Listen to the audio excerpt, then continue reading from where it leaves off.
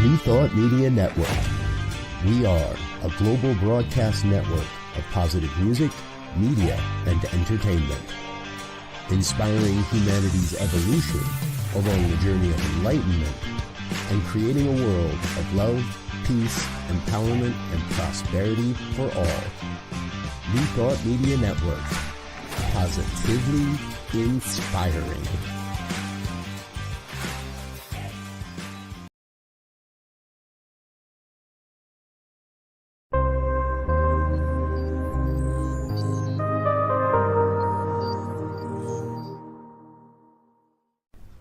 New Thought Media Network.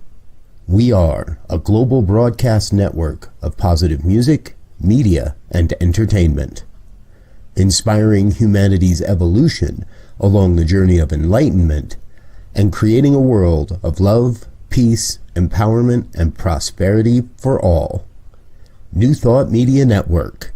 Positively inspiring.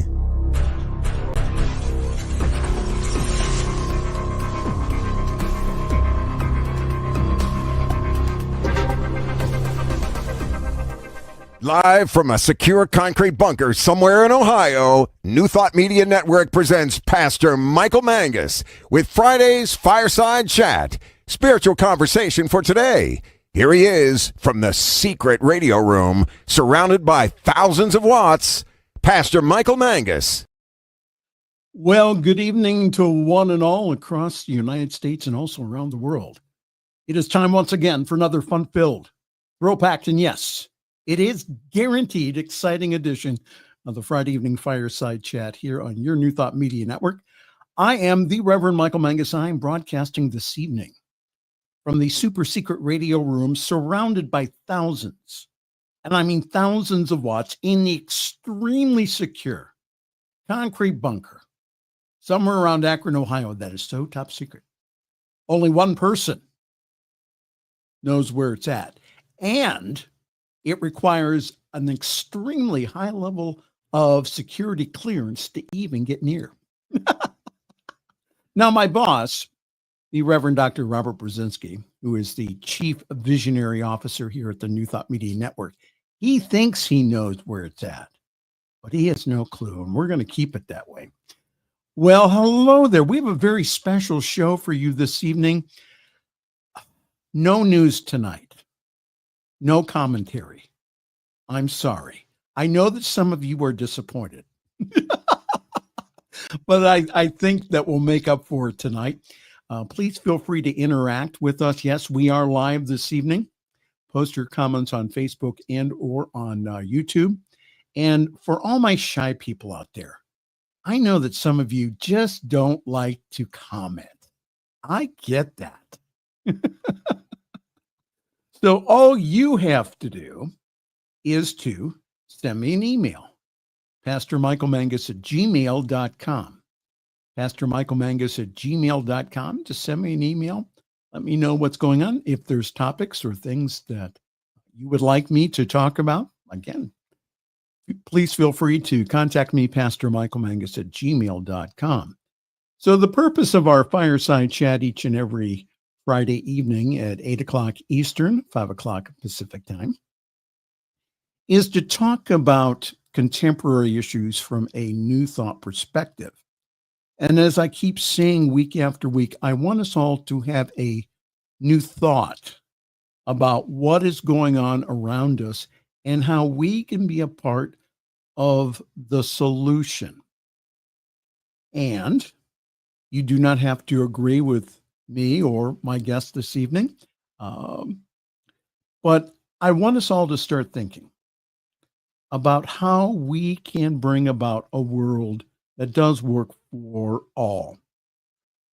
We are so honored this evening to have with us recording artist Flamy Grant. And that's a picture I took of Flamy at the Theology Beer Camp this year. Let's see if there's a picture of in purple. That is the bluest drag hair I've ever seen in my whole life. But Flamy is absolutely wonderful. She is an award-winning and Billboard charting artist, and she is a shame-slaying, hip-swaying, singing, songwriting drag queen from Western North Carolina. Her 2022 debut record, Bible Belt Baby, reached the #1 spot on the iTunes Christian chart. She was the first drag performer to achieve that feat. She was nominated for the Best Pop Album at the San Diego Music Awards and was named one of the top 10 queer country albums of 2023 by Rainbow Rodeo Magazine. Yes. And her single Good Day, of which we'll play a little bit later, also debuted at #20 on the Billboard Christian Digital Sales Chart. While her recently released sophomore album, her second album, called Church, has already reached #8 on the iTunes Country Chart. Flamy is a winner of the 2023 Kerrville Folk Festival New Folk Competition and a 2023 Queer X Award nominee for the Best Drag Artist, and has been featured in Rolling Stone, Entertainment Weekly, People, and even the Christian Post. Isn't that interesting? Her music has over 1.2 million streams on digital platforms. A powerhouse vocalist and songwriter who blends both country, folk, gospel, and roots music, Flamy delivers a theatrical, therapeutic, and a wholly original storytelling experience, all shared through the art of drag. Now, last year,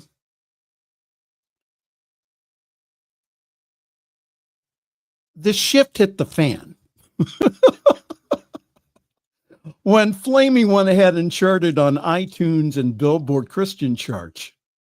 And boy, did she receive heat from the evangelical Christian world. We're going to play a video of that here in a moment.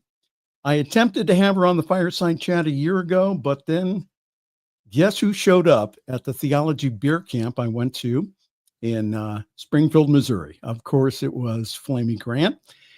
And guess who was in concert this year at this year's theology beer camp? With opening artist Ivy King, who was a show in herself. What a great opening act. So here is a short clip of some of the evangelical reaction to Flamy hitting high up on the Christian charts. Queens at the Dove Awards. By now, you've probably heard that a drag queen went to #1 on the Christian charts. This song that has been sweeping Christian charts is actually a song by a drag queen, a performer named Flamy Grant. Oh, it's Flamy, all right, because the whole thing's going straight to a devil's hell. I can promise you that right now. This drag queen says, I'm here in all of my draggy audacity to demand they reckon with reality. Really? You're a man wearing prosthetic breasts. Whoa. They're just trying to troll traditional Christians. America really is on the verge of destruction. They're just getting started in their deconstructive attempts to destroy Christianity. These are truly the last days. Jeez Louise, what does a girl got to do to bring about the apocalypse? Jesus, we're waiting on that second coming.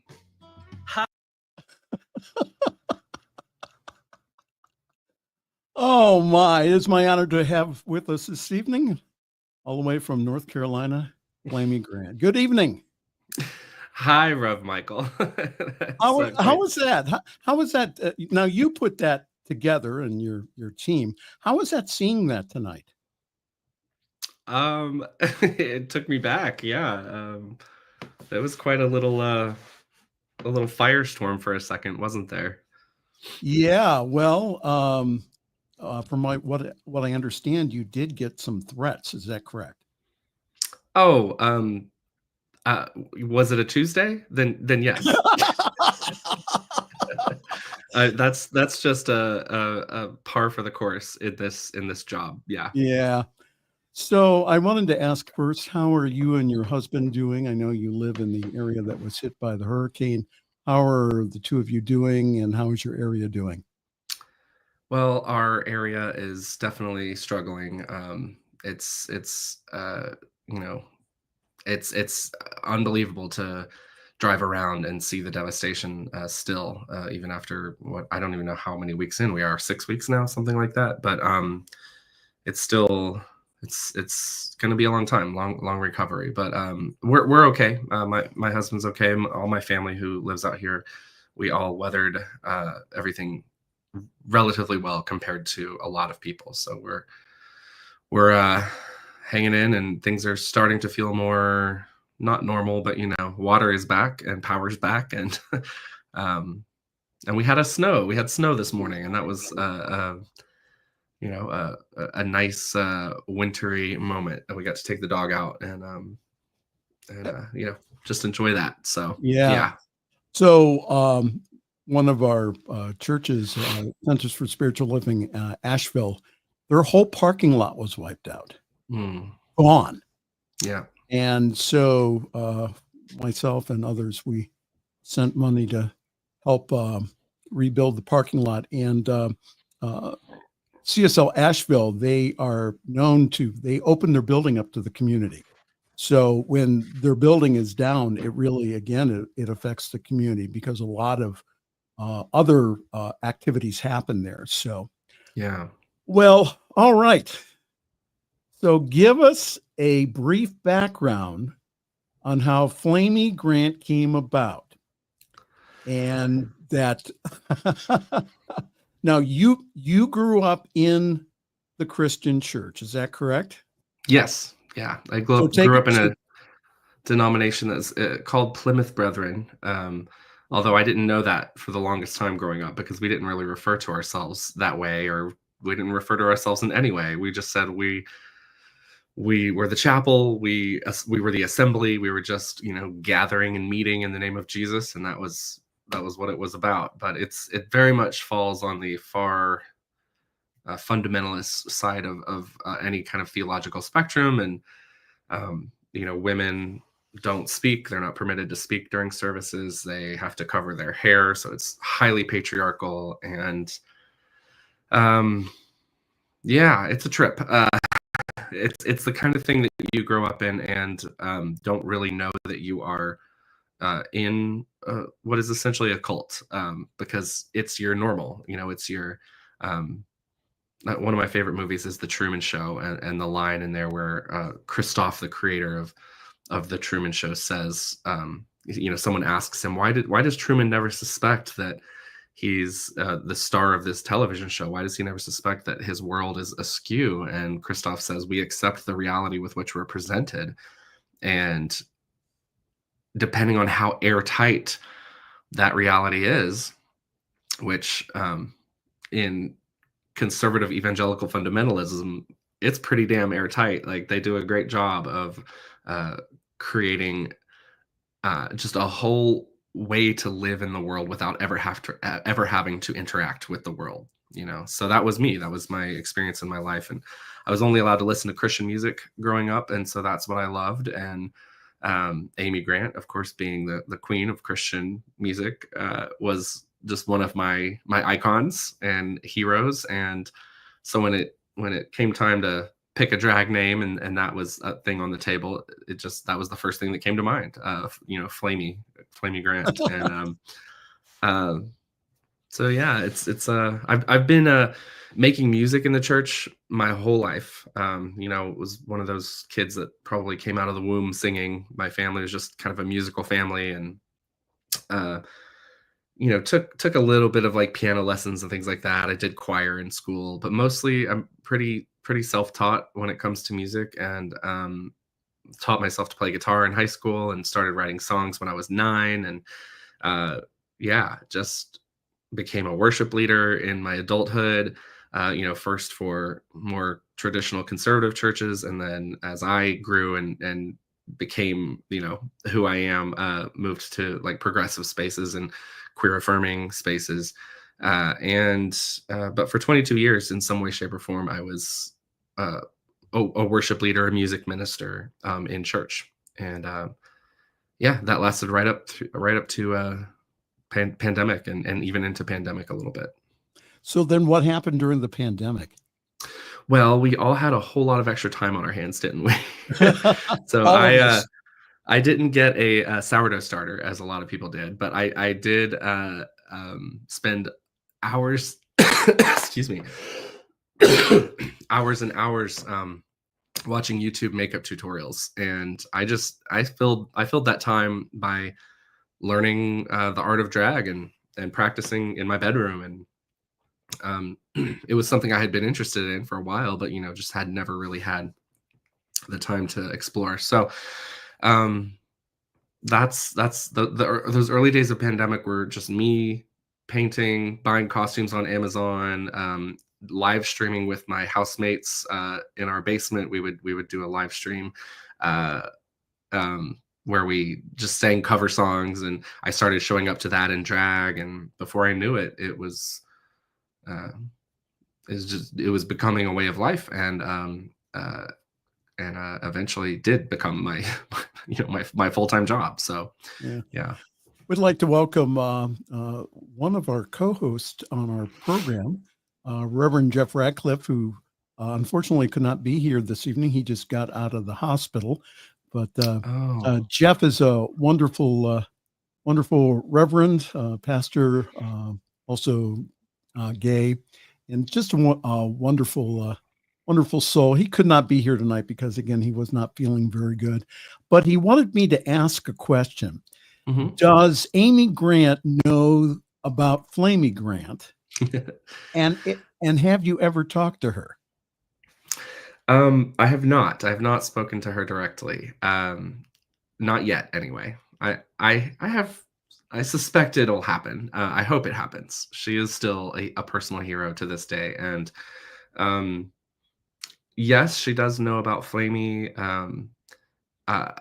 She has a copy of my first album on vinyl in her home, thanks to a friend of hers who came to one of my shows and bought it for her and had me sign it for her. That was a harrowing moment, signing a record, knowing that Amy Grant was going to be the recipient. So from what I know, the people I've spoken with who know her, I think she gets it and thinks it's fun and cute, and so we'll see one day. I hope to get to meet her and say thank you for giving me this name that's carried me into a new chapter and a new career. Yeah, how wonderful. So talk to us about attending the Holy Grail of Christian contemporary music, the Dove Awards, with Semler and Derek Webb in drag. Mm-hmm. How did that go? Ooh, well, it went, that's for sure. It was so the Dove Awards, the Christian Grammys for just an easy description there. Christian music Grammys. It was something I would have loved to attend when I was younger. I always wanted to be a CCM artist. That was the thing I would say when people ask, what do you want to be when you grow up? I'd be like, I want to be Stephen Curtis Chapman or Michael W. Smith. And that passion, that desire shifted and changed and morphed over the years and really waned. I really had no interest in contemporary Christian music past, I don't know, the year 2002 or 3 or 4. But it was an interesting opportunity because of the role that I now, kind of occupy in the world, where I am kind of this, for better or worse, the Christian music drag queen. And because I have made friends like Semler along the way and like Derek Webb along the way, we decided to go. Semler had done it the previous year. Semler had gone to the Dove Awards just, as a ticket buyer and sat in a seat. And we decided to go and do something just a little bit more visible this time, which was for me to go in drag and Semler to be also, just very visibly looking sharp, and Derek came as Dress. well, and Yeah, he rocked that dress. he absolutely rocked that black and white dress. It's a look for sure. I think we have to credit his wife Abby for styling him that night. Okay. Yeah, but yeah. So we all went and we put out a call, an invitation to just our friends and fans on social media, and told them kind of where we were buying seats, which was just up in the nosebleeds, about the cheapest seats we could find, and just invited other people to buy seats in that same section with us and join us. And it was, we made it really clear we're not doing any kind of protest or anything like that. We're not there to raise a ruckus. We're just there to be. We're there to exist as queer people, as visibly queer people in an industry that, otherwise is very, not even just unwelcoming, but like outright antagonistic to queer artists. So, Semler and I had both kind of had big years. We both had #1s on the iTunes Christian charts, and just had some interesting successes. And so we were like, let's go celebrate those successes at this industry event. Well, for me, it was a lot of, I called it kind of an exploratory expedition. Like, let's go in and just see what the Doves are like and see what they're all about. And I did find out a lot of what they were about. And I would say there were a couple of major takeaways for me. The first being, I was surprised at how many people came up to me and kind of whispered in my ear, hey, we're glad you're here. We love what you're doing. Keep up the good work, that kind of thing. But really, really did almost whisper it in most cases. Yes. There was no like big fanfare or anything like that. It was people kind of coming out of the woodwork to tap me on the shoulder. And I at first I was like, well, this is cool. Like, there's all these like folks who are clearly affirming and excited about what we're doing, working in this industry, and representing here tonight. But then the more that it happened, the more frustrating it became, honestly, because it was like, oh, you're all out here like privately affirming what's happening with the queer community and our representation, and yet none of you seem to be doing that in any kind of public way where it actually benefits and helps and supports queer artists. Cool, like that was an interesting realization to have, was that nobody yet in the industry has been brave enough to kind of take that that first step to say, no, we're going to be the label that signs a queer artist, or we're going to be the the promoter that like pushes an artist to radio. Like, so that was an interesting takeaway. And then the really disappointing experience, the part of the experience for me, was witnessing how deeply entrenched and enmeshed with Christian nationalism the industry is. Yes. Absolutely. And that's not like necessarily a huge surprise, but it was still. I was thrown. I was really thrown by watching some of the speeches and some of even the prepared, canned bits from the presenters that were just written to. There was a moment where we were talking about installing Jesus as the leader of the government of every nation on the earth, and the whole room like erupts into this like fist pumping huzzah moment. And I was just like, this is a music award show. What are y'all doing? What is happening in this room right now? Why are we like rallying for Christian nationalism instead of just honoring some good music? So right. That was super disappointing, and definitely eye-opening, and left me pretty confident that that's the only and last time that I will ever, find myself at the Dove Awards or in an industry event like that. The CCM industry is not where I want to invest my time and my effort.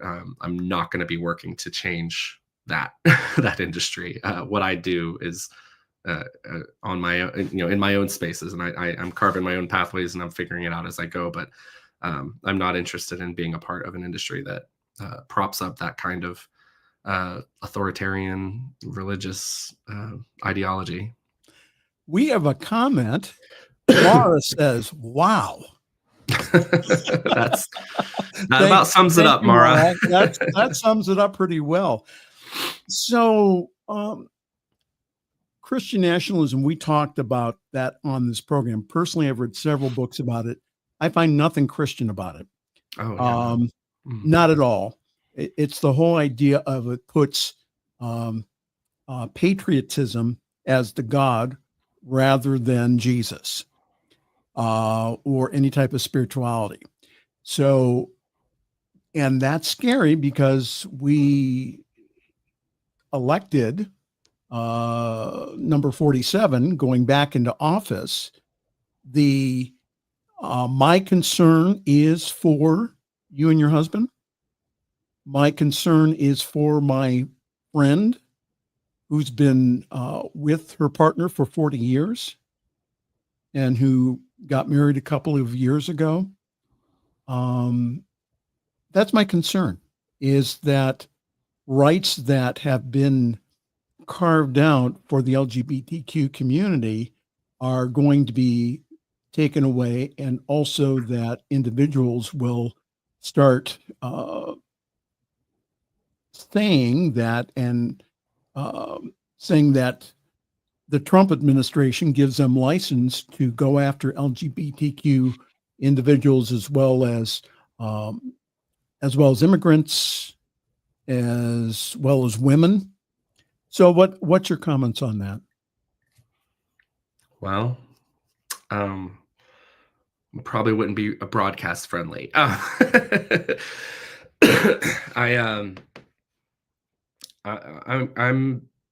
have fear. I have anxiety around it, of course. Like you, I'm absolutely confident that our rights are gonna come up for they will be challenged in the next 4 years, and we may very well be taking steps backward as far as human rights go, not just for queer people. Certainly for queer people, definitely, but not just for queer people. We've already seen women's rights struck down in the Supreme Court, this facade of a court that we have. People of color are at risk, immigrants are at risk, the disabled are at risk. It's going to be a fight for all of our lives. And that's what it's going to take, is all of us working together. I mean, we have to have solidarity as we move forward, and at the same time, not lose sight of our responsibility as global, the supposedly the most, greatest nation, right? Like that we love to say we are. We do play a huge role in the world, and there are people around the world right now who are in far worse shape than queer folks, even, and women in the States. There are folks who are literally starving to death, are literally being exterminated, and we can't lose sight of our need to ally ourselves with them as well, and fight within our own country, and fight against what our own country is doing to enable those sorts of things. So it's just going to be I expect it'll be an exhausting 4 years. I also expect that there will be a lot of beauty and joy that we experience, because that is what we do. Joy is resistance, and we are here I believe, to experience joy and to share joy and create those moments. And, you know, honestly, nobody knows how to do that better than people who are oppressed, because no one values it the way oppressed people do. You look at folks who are in power right now. You look at this, what's her name? Nancy Mace right now, who is taping paper signs over the women's restroom in Capitol Hill that say biological, you know, making it say biological women's restroom, because we now have a trans member of Congress, Sarah McBride, has been elected. And I look at that woman, I look at Nancy Mace, and I just see misery. She is a miserable human being. And like that person does not know joy in any capacity. So at least we have that going for us, you know. At least we know how to celebrate our communities, lift each other up, and create moments of joy for each other. Well, if you wondered what you stumbled onto this evening, this is the Friday evening Fireside Chat here on your New Thought Media Network. I am Reverend Michael, and I'm talking this evening. My great honor is to be speaking to Flamy Grant, who is a now, do you consider yourself a Christian artist, Christian music artist? I do. Right now, that's what, you know, I've been releasing my music in the Christian genre, and my friend Derek Webb loves to say the term Christian, when it's applied to anything other than a person, is just a marketing term.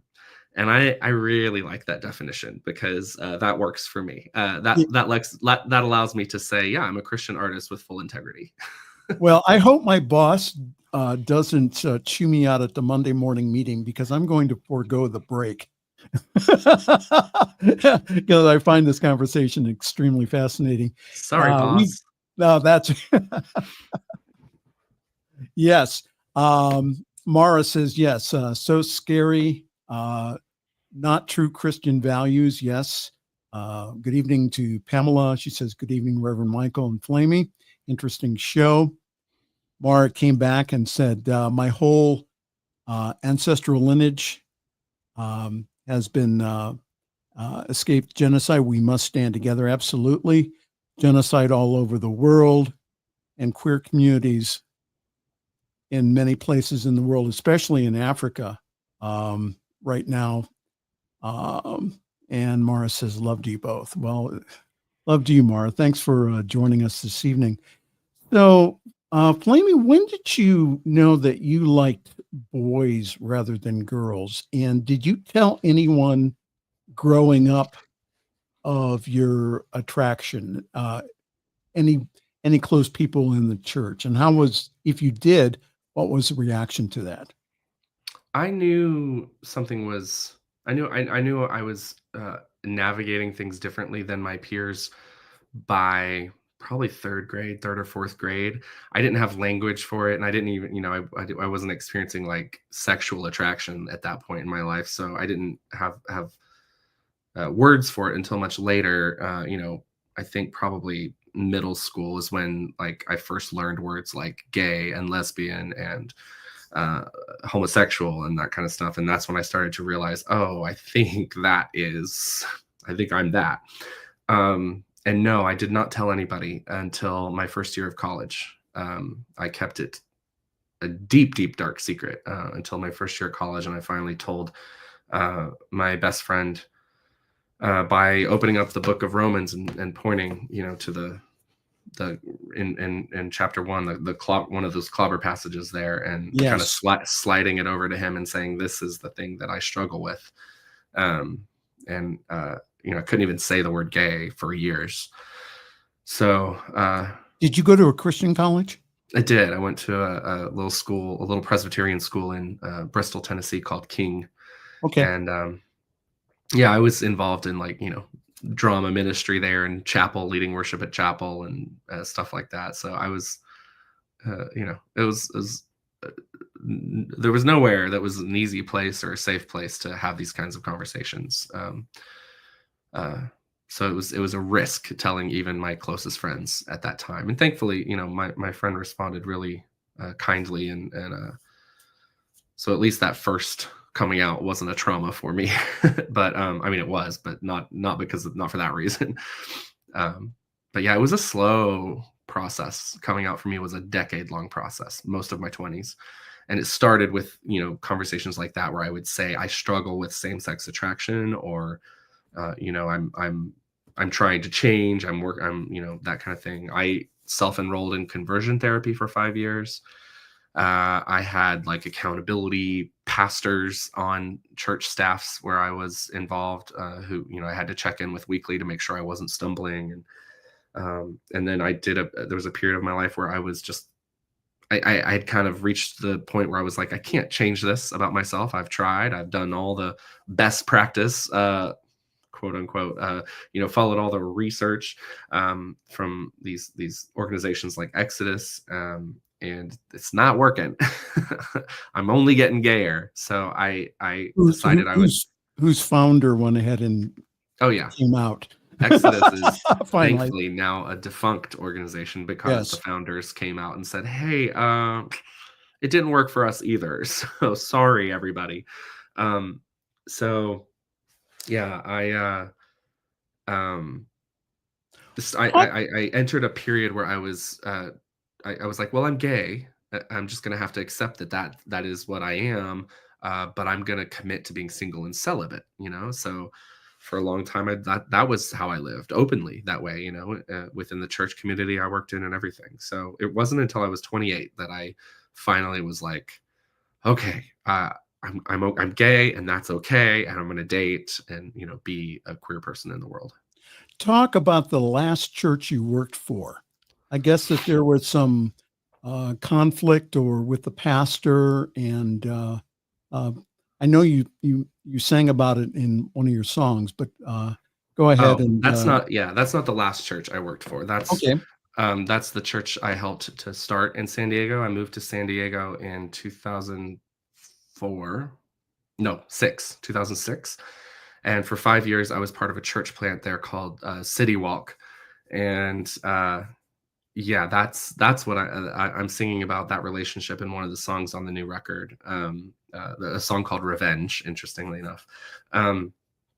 And yeah, it was just it was one of those situations where that so many queer people have experienced, where you're involved in the life of a church and you're a contributing member. And in my case, I was not just a member, but a leader. I was on the leadership team. I was a founder. I helped start the organization, and I was the worship leader for this church. And I was processing all of this stuff that I just talked about while we were doing that church and while we were building that church. And I talked about it openly in my small group and talked about it openly with the pastors, the pastor was my best friend. And people either got it and were kind of along with me for the ride, or they just kind of smiled and nodded, which I took to be, oh, they get it and they're along for the ride. But really, they just weren't owning up to their own beliefs and their own convictions, and they just weren't being clear. And so when I finally hit that point where I was like, I'm gay, I'm going to start dating, and let's go. Let's start this next chapter. That was when I crossed the line for a lot of them. And they said, well, you can't do that. You can't be in leadership at this church and date men. And so it was a little bit of a blind side to me. But ultimately I had to leave that church. I couldn't stick around. So that's unfortunately an all too common story among queer people. Absolutely. And so I wanted to ask you, since you are familiar with Theology Beer Camp, in September, theologian Richard Hayes, I'm not sure if you're familiar with him. I know, but along with his son Chris, he published a book called Widening of God's Mercy, and he explained his change of view about homosexuality. What happened is that Dr. Hayes had written a book in the 90s that went ahead and said that homosexuality is still a sin, and many people who were agreed with them. However, there's been, again, a shift and a change that, especially among the theological community, of which you've seen at Theology Beer Camp, Trip Fuller, Thomas J. Ord, who unfortunately he was defrocked and excommunicated this year from the Church of the Nazarene, of which he had been a lifetime member. Peter Innes, who I met there, who's a Bible scholar, the late Tony Campolo, who unfortunately passed away this week. So my question is, do you think that the evangelical church is changing its view about homosexuality, or is it just becoming more entrenched in its belief about same-sex relations? I mean, I'm not a theologian in the way that any of those people that you just named are, and I'm not even a person who cares as much as any of those people. Like I don't go to church anymore. I'm out. That's been part of my journey over the past few years. Is I perform in churches all the time, but obviously progressive ones that are interested in my message and what I have to offer. But I'm out. I'm done. I gave the first half of my life to the church, and I've decided that the second half is for me. So I don't really have much to say about the evangelical church anymore, and what they're where they're going. I don't care where they're going. I am interested in creating an exit plan for people who want out, and so that's where I'm at in my journey. That's what my art is about, and thankfully there are lovely, fabulous, affirming spaces where people can, if they're still interested in having that church life, which I understand is really helpful and meaningful to a lot of people. You can still have that, Yes. and it can be so much better than it is in evangelical spaces. And it can even be online too. So absolutely, we have the whole idea of art. One of the criticisms of social media, of what we do here at New Thought Media Network, has been, well, you guys don't form community. And we haven't found that to be the case. We have found, again, a very close walk with individuals, very accepting, very opening to all. And so I think that, and I understand about the church. It's just saying, I gave half my life to it, and now, I'm just, I perform there, but I don't go. So they talked a lot about at Theology Beer Camp about deconstruction. Do you still have a belief in God or spirit, and how has it changed over the years? Yeah, I think for me, the place where I'm at currently is that I don't find belief to be all that helpful for me. Belief by definition is something that's not true. It's why we have to believe in it. If it were true and provable beyond the shadow of a doubt, it wouldn't be called a belief. It would be called a fact, or science would have confirmed it, that sort of thing. So I don't know. For me, I'm only speaking for myself, but for me, belief is just not a thing. It's not a construct that I like to operate in anymore. I don't want to make a claim about, well, I think there's this kind of deity, and I think that deity interacts with us in this way, and it has these expectations of us. I'm much more interested in practice, spiritual practice. So for me, that there's a range of things that covers, but just everything from this kind of stuff, conversations with other people who share that interest. I feel like is a spiritual experience for me. Music is certainly part of my spiritual practice. Things like yoga and meditation, being outside, experiencing nature, all of that feels like ways that I connect to whatever might be out there. And again, I don't have a name for it anymore. We can call it God, the divine, spirit, intuition. I think all of those things, any and all of those things, could be equally helpful paths to wholeness and happiness, which I think is the point. That's where I'm at. It's, am I living a life that is joyful and happy, and do I feel like I'm complete? Do I feel whole? Yes. So those are the things that I'm in pursuit of, and yeah, I think there's something more than what we can physically see and touch, but I don't know what that is, and that's okay. Yeah. And you lean to even have me say that. I mean, it's just it's where you're at. So let's talk about the latest album here, Church, which is your second album. And what inspired you to, what was your inspiration about putting together this album? And talk to me about some of some of your favorite songs on it. Sure. Yeah. I feel like this record is, it is kind of my thesis on the experience of being a queer person who grew up in church, and not just grew up in it, but made church for a lot of years, and I think it all really does get summed up in the last song, If You Ever Leave, where I'm really just saying,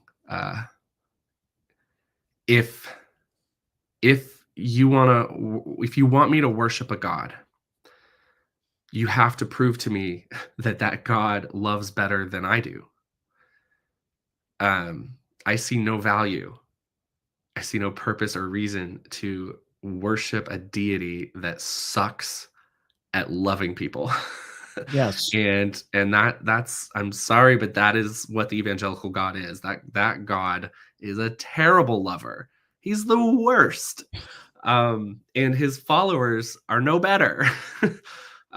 So it's I don't think that's too high a bar to set for a deity, to ask that God be able to love more fully, more inclusively, more completely than I can. And I don't know, until I'm presented with I guess a viable deity that meets that criteria, I'm content to be in the mystery of it all. And so, yeah, it really is kind of Church is kind of my farewell to the church. But it's also an album by a drag queen. So it's got, it has some good cheeky humor, I hope. It has some bangers on it. It's a country, disco, gospel, rock, folk album. It's just this melange of all of my favorite things. And so it's fun in places, and then it's also, there's some really like sincere songwriting on there, and some really raw and vulnerable songwriting on there. So it's a journey, I like to think. I think that song I mentioned, If You Ever Leave, is probably the song I'm the most proud of in my whole catalog. I feel like I just feel really proud of that lyric and that composition. But I love, I love all the songs. There's a song on there called Leslie that is just how I processed and tried to honor one of my heroes, Leslie Jordan, who passed away a couple years ago. A queer, teeny tiny little short queen of an actor from Chattanooga, Tennessee, Yes. who everybody might remember from Will and Grace and Yes. And all sorts of things that he was in. But he was always an inspiration to me, and hurt to lose him. And so I just wrote a little homage to him, and I love that song. And the song Revenge, I'm really proud of as well. It's I think it's not about getting revenge. It's exactly. Right? That's right. There's a little bit of a fun deception happening there. Little It's bait like and switch. Y'all need to be in therapy. Yeah, y'all need therapy, girl. Yeah. Exactly. Y'all need to be in therapy. Well, I feel like the mental health industry has been propped up almost entirely by people who have been traumatized. And I think it's time for the traumatizers to pay their fair share and start going to therapy and supporting the mental health industry themselves. Absolutely. That's my stance on that. And they should start paying for all the people that they traumatize. They should pay reparations. Reparations. We only have a few more minutes, and I wanted to play the song that put you on the charts here, Good Day. So I wanted to also plug the tour coming up, which is make the Yuletide gay. That's right. Many wonderful places. If you go to I want to say Amy, but if you want to go to flamygrant.com, you'll get all the tour schedule. But a lot of great cities in North Carolina, also in Tennessee, and around the country. But make the Yuletide gay with many. So what is your set list like for this? Are you going to throw in a couple of Christmas tunes, or that's still a secret? Funny you should ask, because I'm actually I was working on it just before this conversation. I'm going to have so the way this show works is, as you can see, there's 3 artists there, and that's Chris Matthews on the left, Spencer LaJoy in the middle, and me on the right. And Spencer will be with us in the second week, but we've got a different artist the first week and the last week. First week we've got Jennifer Knapp. Last week we have Heather May. And it's an in the round, like Nashville style concert. So we all 3 share the stage together. We take turns singing our songs. We kind of play off of each other. We'll perform on each other's songs, especially as we learn them better along the way. But it's a lot of fun. We did it last year, and it's just one of my favorite ways to do a show. It's so much more fun than just being by yourself on stage, having some other incredible artists to hang out with. I'll probably about half of the songs I do will be more holiday themed, and then the other half will be my originals. Make the Yuletide gay. If you'd like more information on that and the albums and everything, if you go to flamygrant.com, flamygrant.com will give you a lot more information about what's coming up here. And just always enjoy seeing you at the beer camp, and hopefully now, you know what I do during the rest of the year besides host the Fireside Chat is I work on a conference team that does media. So I'm gonna put a good word in for you at some of the other places that I do conferences, which I think that'd be very open and affirming, and would love your music. And You're also, very kind. Thank you. Oh, well, you're welcome. And do I have permission to use your music on New Thought Radio? Sure thing. Absolutely. Yeah. Okay. All right. Well, actually, I better be smart about this. My first album, Bible Belt Baby, I own, and you have permission to use that.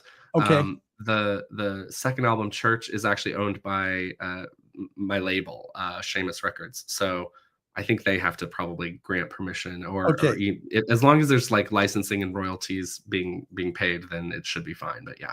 Okay. Well, we're on 365, so I think that they do royalties. But I'm gonna. Then you're probably fine. I'll check with my boss. I'll check, with the Reverend Dr. Robert Brzezinski, who's my boss. We'll check with him, and yeah, I know we're all worried about getting in trouble with our bosses. I'm worried about my label. You're worried about your boss. Yeah. Well, no, we got to do it right.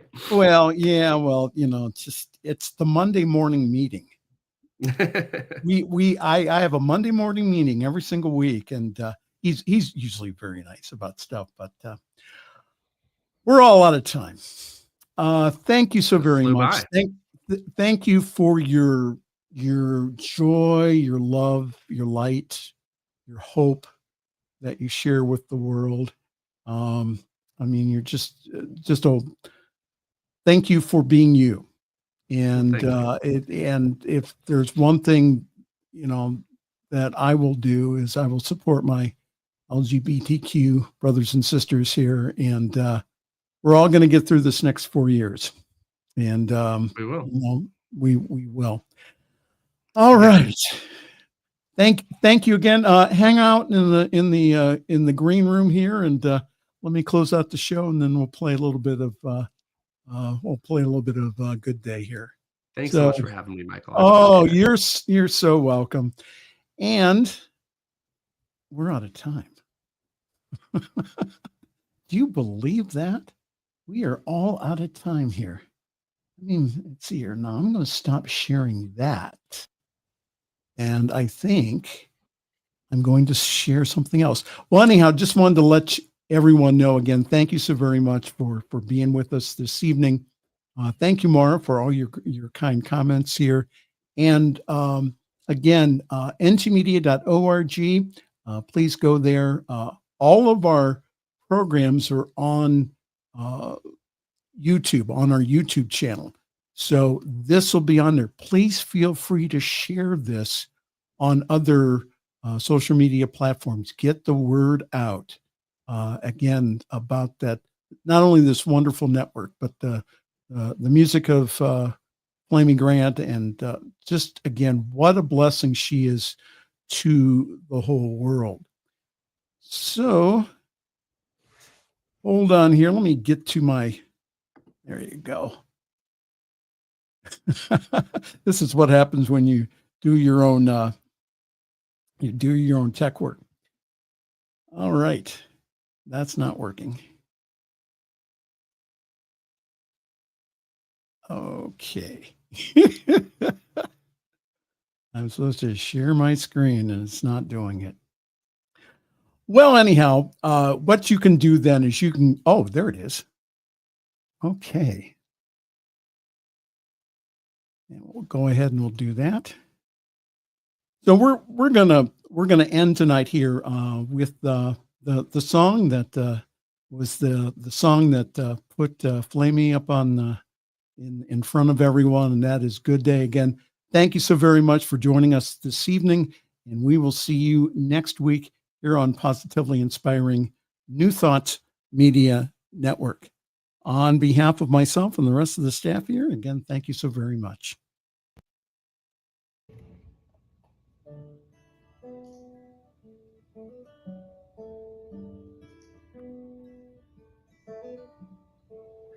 It's been a while since I sat with you without a knot in my chest. Oh, it's been a while since I wanted to.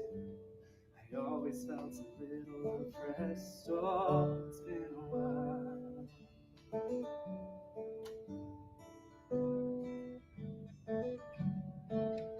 It's been a while since I went ahead and let down my guard, 'cause I carry the weight of the words you said. That makes it just a little bit hard to reject the lies you perpetuate. You're not the keeper of the pearly gate, and it's been a while. I'm coming back to fight for my place. Good day to come back home. You sent me away, but I was never alone. You were afraid there was not enough, but you can't run out of love. So I'm here to stay, and I'm sitting in the front row. It's a good day to come out of the shadow. Turn me good in every way, so I raise my voice to celebrate a good day.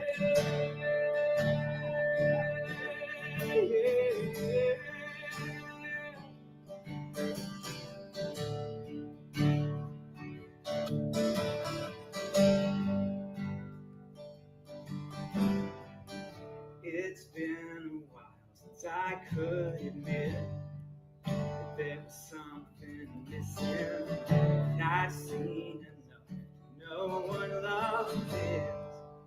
Yeah, what love is, and I'm not content to fade into the crowd and then you decide who's in or out. I'm coming back, I'm living proof that it all belongs without a doubt. Yeah, a good day to come back home, fill me over.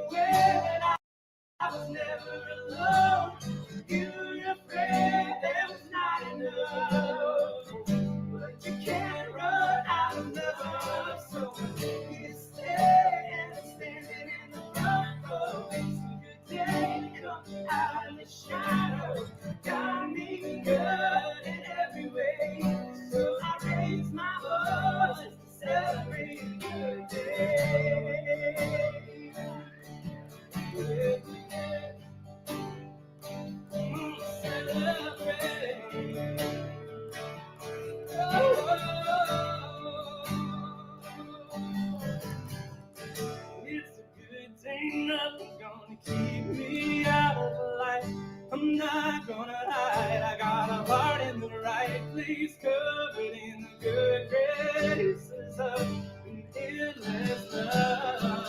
It's a good day, nothing's gonna keep me out of the light. I'm not gonna hide, I got a heart of a right place covered in the good graces of an endless love.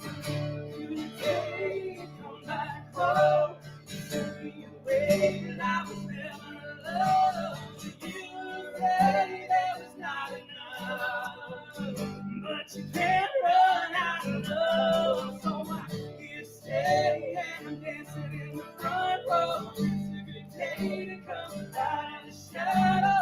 God made me good in every way, so I raise my voice to celebrate a good day. Yes, I will.